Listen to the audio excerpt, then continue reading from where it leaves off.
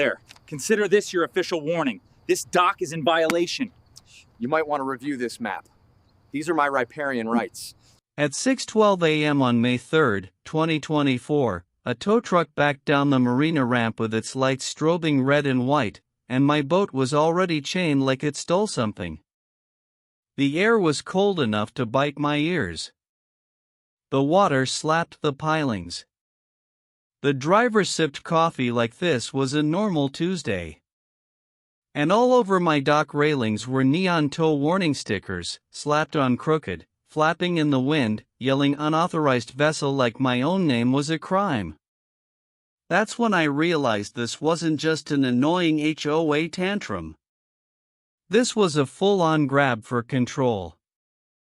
I kept staring at those stickers and thinking, HOA posted tow warning stickers all over my dock railings, then I pulled the riparian rights. That was the whole fight in one sentence. My dock sits behind my house, on the waterline, where I've tied up my boat since I bought the place. But our HOA board president, Linda, decided the shoreline was her personal kingdom.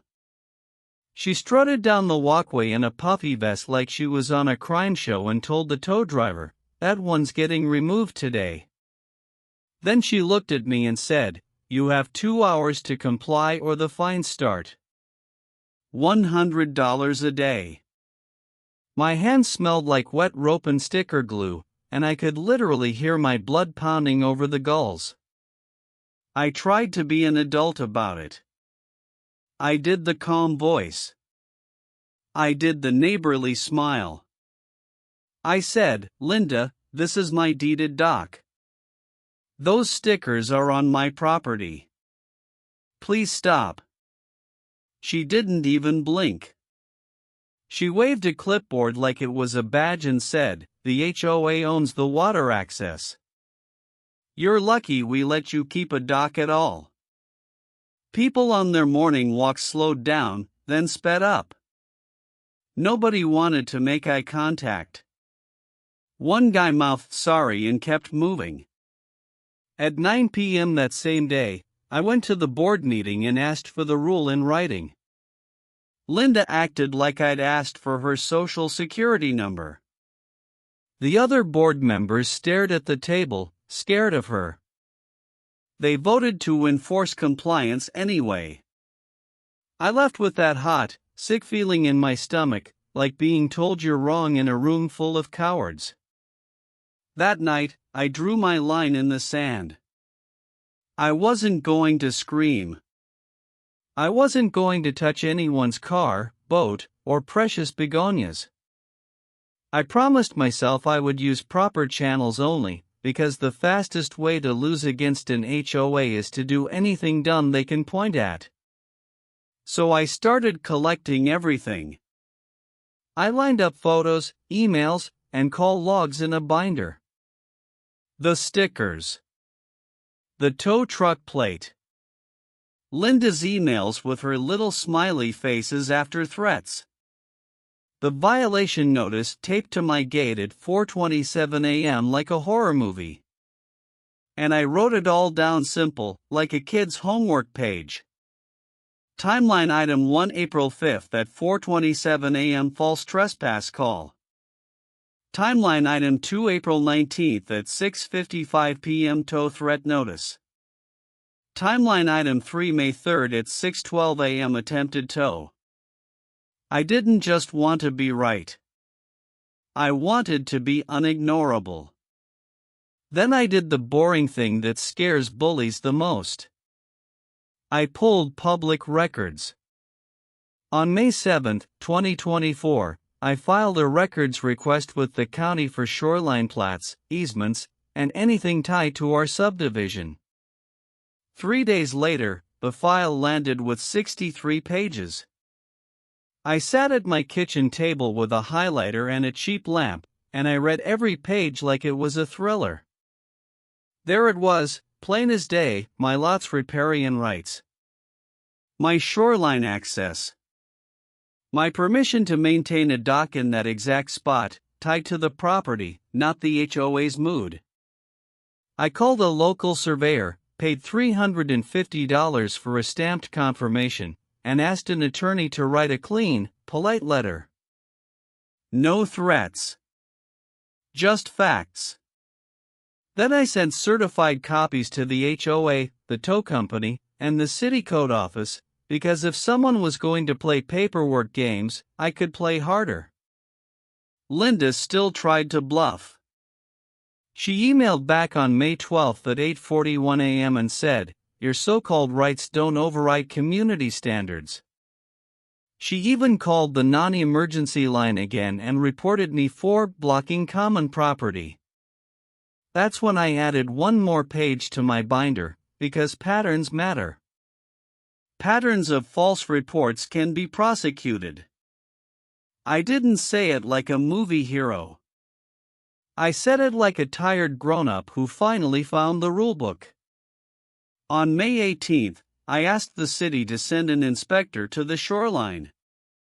I also asked the sheriff's marine unit to meet us there because the tow attempt involved the water, and I wanted a neutral authority standing right beside me when Linda tried to perform her usual show. The payoff hit on May 21, 2024, at 10:30 a.m., right when the neighborhood is full of retirees with phones and nothing to do. Linda showed up in sunglasses and a polo with the HOA logo like she was about to cut a ribbon. The inspector arrived with a tablet. A marine deputy walked down the dock with calm eyes and boots that thumped on the boards. Linda started talking fast, pointing at my boat like it offended her personally. The deputy held up a hand and asked for documentation. Linda waved her clipboard again. I didn't argue. I just opened my binder on the railing, right on top of one of her stupid tow warning stickers. I slid over the county plat, the survey stamp, and the 63 pages, with the Riparian section highlighted. The inspector's eyebrows went up. The deputy nodded once, slow. Behind us, neighbors started filming. I heard someone whisper, "Oh my gosh, he brought receipts." Linda's face went from smug to shiny, like she just realized the room had mirrors. The authority flip was quick and brutal, and I didn't even have to raise my voice. The inspector told Linda the HOA had no jurisdiction over deeded riparian rights and could not block or tow a lawful vessel from a private dock. The tow driver, who had been lurking like a hungry raccoon, quietly unhooked his chain and backed away. The deputy asked Linda about her calls, because my timeline listed them with dates and times. Linda tried to laugh it off and said she was just being cautious. The deputy didn't laugh.